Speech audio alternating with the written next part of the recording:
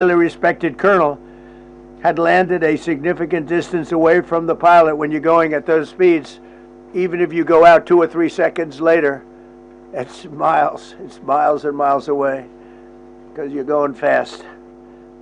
He was injured quite badly and stranded in an area teeming with terrorists from the Islamic Revolutionary Guard Corps rough group, as well as besieged militia and local authorities. Many, on top of everything else, they told the communities actually within inside of Iran, the people of Iran, they were given a tremendous incentive to find this pilot. Despite the peril, the officer followed his training and climbed into the treacherous mountain terrain and started climbing toward a higher altitude, something they were trained to do in order to evade capture. They want to always go as far away from the site of the shoot down. You want to go as far away because they all head right to that site. You want to be as far away as you can. And he was injured, and he was an amazing, amazing thing. He scaled cliff faces, bleeding rather profusely, treated his own wounds, and contacted American forces to transmit his location. They have a very sophisticated beeper-type apparatus that is on them at all times. And when they go out on these missions, they make sure they have lots of battery space and they're in good shape. And this one worked really well, amazingly, saved his life. We immediately mobilized a massive operation to retrieve him from the mountain holdout, and he kept going higher and higher. The mountain kept getting rougher and rougher and really very, very hard to find. The second rescue mission involved 155 aircraft, including 4 bombers, 64 fighters, 48 refueling tankers, 13 rescue aircraft, and more. We were bringing them all over, and a lot of it was subterfuge. We wanted to have them think he was in a different location because they had a vast military force out there. Thousands of people were looking. So we wanted them to look in different areas, so we were scattered all over like we were right on top of them. We had 7 different locations where they thought, and they were very confused. They said, well, wait a minute, they've got groups here, they've got groups there. It's an amazing thing. I was listening to these great people, these great generals. General Raisin Kane was amazing, and Pete Hegseth was amazing. But I listened to the whole thing. It was pretty amazing. So they had all these different sites where everybody thought he was located. We think we have him over there because they have 9 planes circling a little area that's 25 miles down the coast. So in a breathtaking show of skill and precision, lethality and force, America's military descended on the area, the real area, engaged the enemy, rescued the stranded officer, destroyed all threats, and exited Iranian territory while taking no casualties of any kind. The heroic F-15 weapons system officer had evaded capture on the ground in Iran for almost 48 hours. That's a long time when you're in tough shape and when you're bleeding. It's a long time. When we left, as you probably know, we had 2 large planes, pretty old planes that carried a lot. We needed a lot more equipment going in than coming out, obviously, because going in, we needed to be able to scale mountains, and we had a lot of equipment. But the sand was sandy, wet sand, so we thought there may be a problem taking off because of the weight of the plane, and then we also had all the men jumping back onto the planes, and they got pretty well bogged down, and we had a contingency plan, which was unbelievable, where lighter, faster aircraft came in, and they took them out. We blew up the old planes.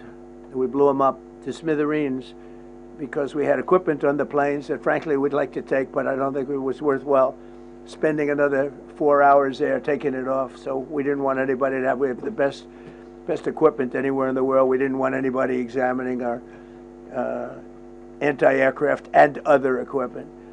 So these were large planes that were old and pretty old, and we blew them up, and we had faster, lighter planes come in, and they were able to land on the sand. We needed the bigger planes because we had so much equipment that we needed. We took 3 helicopters over there, which were very strongly used, and couldn't have lived without them. They did, and they performed unbelievably well. And if you'd see it, you wouldn't believe it. They came off the plane, and these guys had them, the rotors were off. They rebuilt these helicopters in less than 10 minutes. And that was one of the more amazing things. These are helicopters, small, unbelievably powerful, but small, very small, so it can get into certain areas. And they got them off the plane, and they rebuilt all 3 of them in a matter of I would say less than 10 minutes. It's pretty amazing what the genius of these people. Who would think that? You'd think it would take 5 days to build them. And in some companies it would take 5 days, and they wouldn't do it well. But they served us well. As Commander-in-Chief, I never forget the extraordinary risk taken by the warriors that we send into battle, and the genius. I mean, think of it, having a contingency of 3 planes waiting because we think the sand is so bad that we probably won't be able to take off. And the planes really got bogged. The sand this was not much of a runway. This was a farm, not a runway. It's a farm, but it did the trick. But to have a contingency as opposed to having to wait 2 days, can you imagine, right in the middle? This was central. This was right, you would call it central casting if you were doing a movie for location. And probably the toughest area of Iran where we'd be sitting there. So these planes came in, those pilots came in so fast and so quick and got out of there. Everybody got aboard and just got 15-minute intervals. 1 load out, 1 load out, 1 load out. It happened, and we were watching, and we said, "That's amazing." In many ways, I was almost more impressed by the contingency that we had than the fact that if we would have had a runway or decent soil. But it was an amazing thing. But we thank God for every single one of them. And the talent, the genius is not even talent, it's genius. It's the whole ball game, every one of them. If you look at what we did with Maduro, we went into a military compound, a massive, with thousands and thousands of soldiers, and within a matter of minutes, and he lived behind iron doors. There were steel doors, broke them down so quickly, and within almost minutes, he was in the back of these planes. It was a similar group. Incredible. We have incredibly talented people. And if the time comes, we move heaven and earth to bring them home safely. We're going to bring our people home safely. I want to thank every member of the U.S. Armed Forces involved in these historic operations. They really were historic. It's just not something that's done. And you'd understand it. Not that they don't want to do it, but when you're going into areas, when you look at these helicopters, when you look at the amount of bullets and everything else that they took, when you go into these areas, you don't come out like we came out. God was watching us. Tell you, well, it was the Easter, we were in the Easter territory, I guess, but God was watching us. It's amazing. Because when you look at the machinery, they took damage. It tells you, first thing I said is, these are unbelievable machines, how they flew back and not even much of a problem. But these 2 extraordinary rescues, because it was 2, and as you probably know, we didn't talk about the first one for an hour, and then somebody leaked something, which we'll hopefully find that leaker. We're looking very hard to find that leaker, and talked about there's somebody missing. They basically said that we have one and there's somebody missing. Well, they didn't know there was somebody missing until this leaker gave the information. So whoever it was, we think we'll be able to find it out, because we're going to go to the media company that released it, and we're going to say, national security, give it up or go to jail. And we know who, and you know who we're talking about, because some things you can't do. Because when they did that, all of a sudden, the entire country of Iran knew that there was a pilot that was somewhere on their land that was fighting for his life. And it also made it much more difficult for the pilots and for the people going in to search for him. All of a sudden, they know that there's somebody out there. They see all these planes coming in. It became a much more difficult operation because a leaker leaked that we have one, we've rescued one, but there's another one out there that we're trying to get. So actually, the country, Iran, put out a major notice, you all saw it, offering a very big award for anybody that captures the pilot. So in addition to a hostile, very talented, very good, very evil military, we had millions of people trying to get an award. So when you add that to it, but we have to find that leaker because that's a sick person. Probably didn't realize the extent of how bad it was. I can't imagine that the person did, but we're going to find out. It's national security, and the person that did the story will go to jail if he doesn't say, and that doesn't last long, and I think everybody would understand it. They put this mission at great risk. They put that man at great risk, and they put the hundreds of people that went in looking for him, because everyone now knows that we're going in. Over the past 37 days, America's armed forces have carried out more than 10,000 combat flights over Iran, unheard of, striking more than 13,000 targets. The F-15 we lost last week was the first manned aircraft downed by the enemy in this entire operation, with thousands and thousands of flights. They got lucky. It was a lucky hit. You know, eventually you get lucky. But we got lucky too because we got both of them back.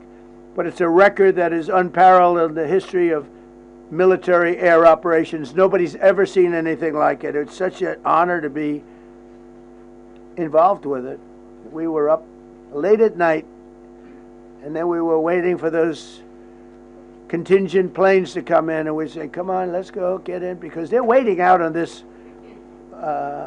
farm without a runway, with wet, crummy soil, sand, mostly sand, wet sand, and it eats planes alive, and we're waiting, and we're saying, I hope that one can land and take off.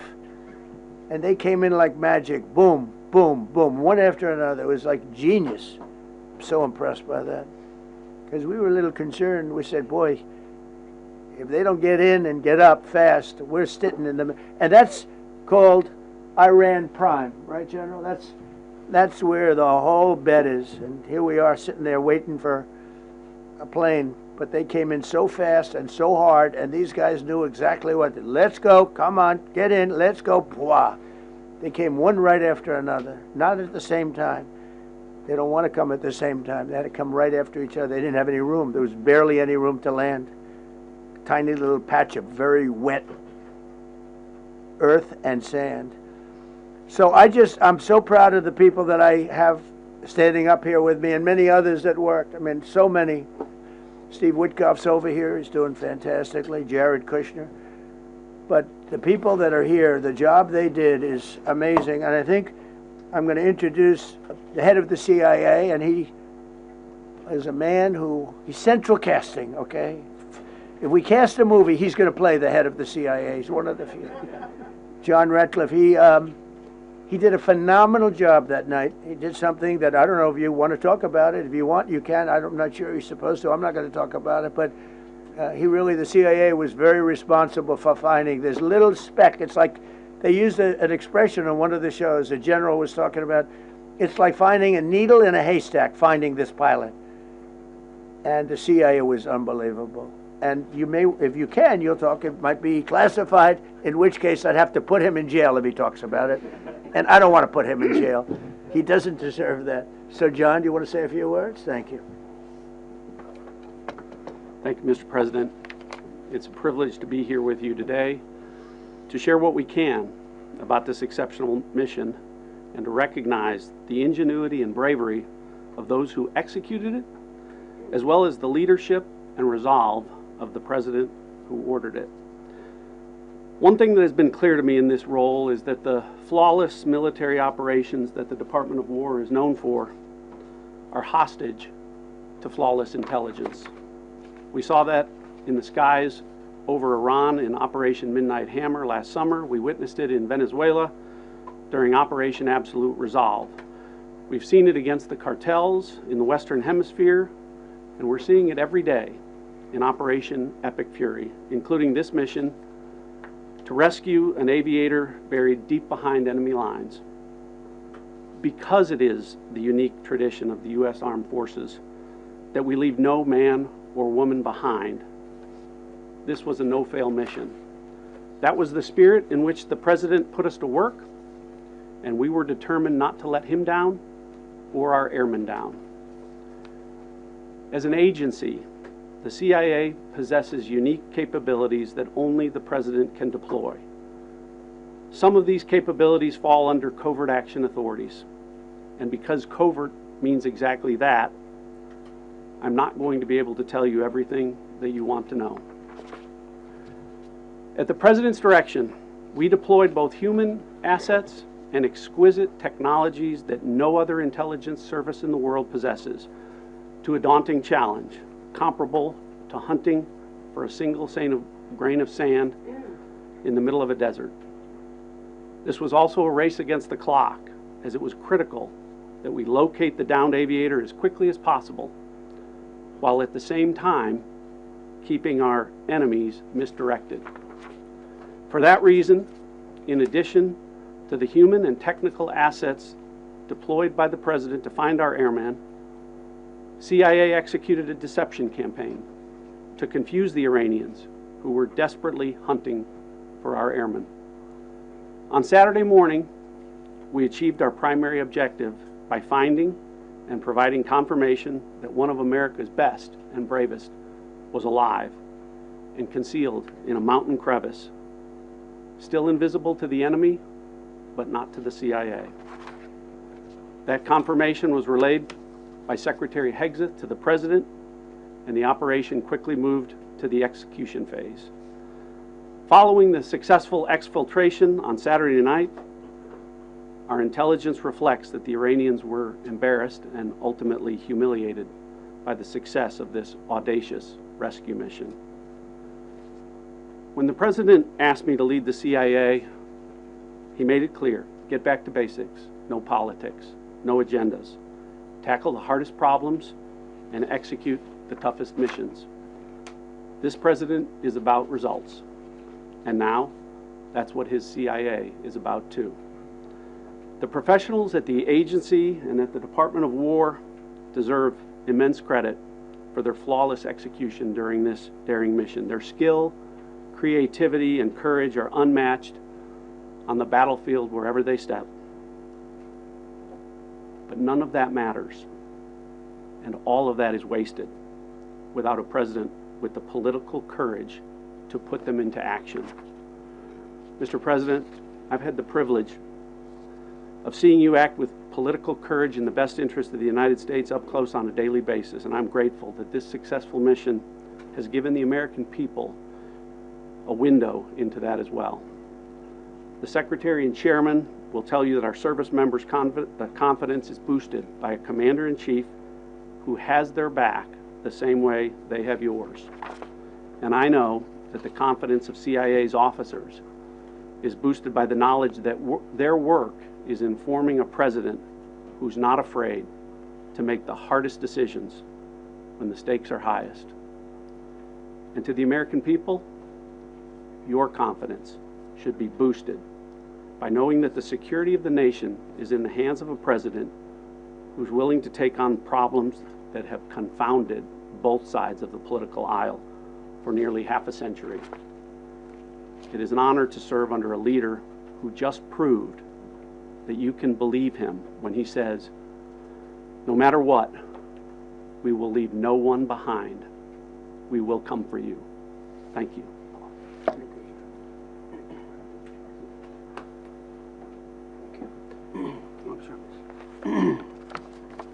Well, John, thank you for the collaboration of the CIA as well. Incredible and ongoing partnership. Ladies and gentlemen, fellow Americans, and especially the brave warriors in our armed forces, over this Easter weekend, the United States military has once again proved why we possess the greatest fighting force the world has ever known. In two extraordinary combat search and rescue operations deep inside enemy territory in Iran, our warriors executed missions of breathtaking skill, courage, and precision. When our warriors are unleashed, as this president has allowed them to be, they are unstoppable. When American airmen were down behind enemy lines, our forces and our president did not hesitate. Special operators supported by elite air crews and intelligence professionals moved swiftly and decisively into treacherous mountain terrain under the constant threat of Iranian forces closing in. Ultimately, it was an impotent Iranian threat. And today, as the CIA director mentioned, Iran's military, and we know this, is embarrassed and humiliated, and they should be. Now, these are not routine operations. They were high-risk, high-stakes missions conducted in the heart of enemy territory. This was not just barely into Iran, this was deep into Iran, involving coordinated strikes to suppress threats, deception tactics to protect our teams, and full synchronization across air, ground, and special operations. The Iranians are still asking themselves right now, how did the Americans do this? One downed airman evaded capture for more than a day, scaling rugged ridges while hunted by the enemy. When he was finally able to activate his emergency transponder, his first message was simple, and it was powerful. He sent a message, God is good. In that moment of isolation and danger, his faith and fighting spirit shone through. You see, shot down on a Friday, Good Friday, hidden in a cave, a crevice, all of Saturday, and rescued on Sunday. Flown out of Iran as the sun was rising on Easter Sunday. A pilot reborn, all home and accounted for, a nation rejoicing. God is good.